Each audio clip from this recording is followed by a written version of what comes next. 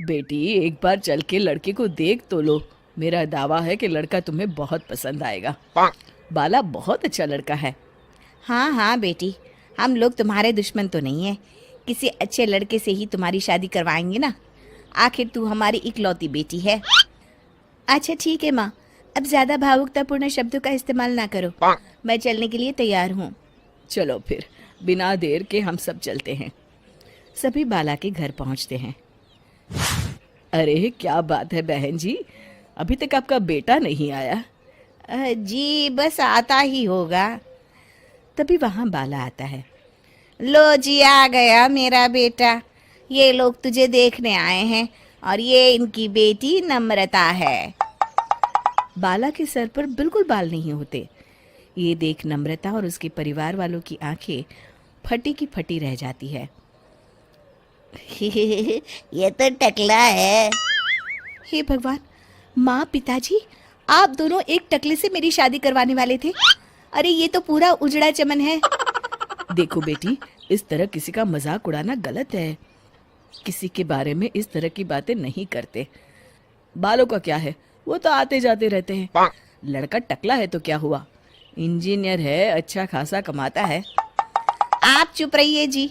इसकी तरफदारी इसलिए कर रहे हैं क्योंकि आपके भी सर पर बाल नहीं है।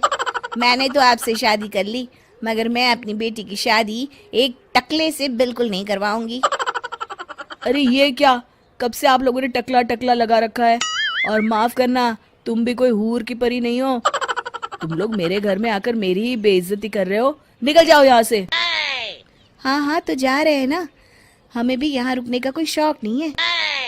नम्रता और उसके परिवार वाले उठकर वहां से जाने लगते हैं। तभी नम्रता का छोटा भाई जाते जाते कहता है, टकला।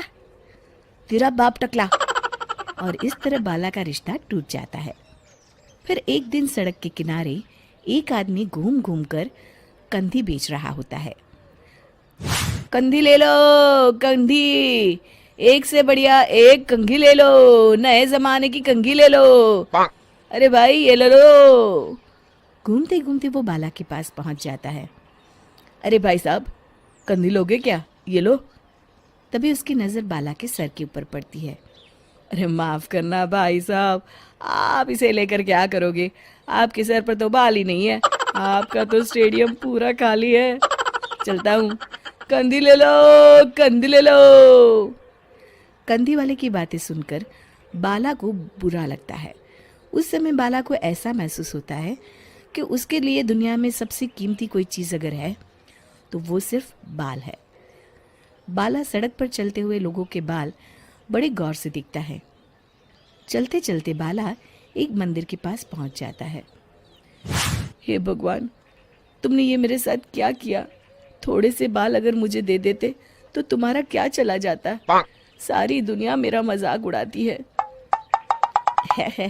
अरे भाई, आज पहला इंसान देख रहा हूँ जो मंदिर आकर भगवान से अपने लिए बाल मांग रहा है।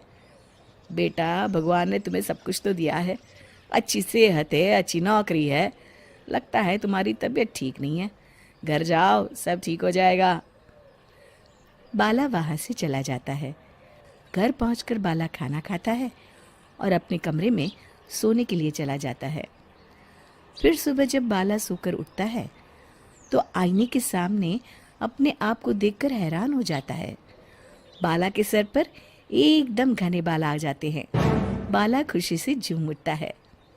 अरे ये तो चमत्कार हो गया, मेरे सर पर बाल आ गए। लेकिन ये हुआ कैसे?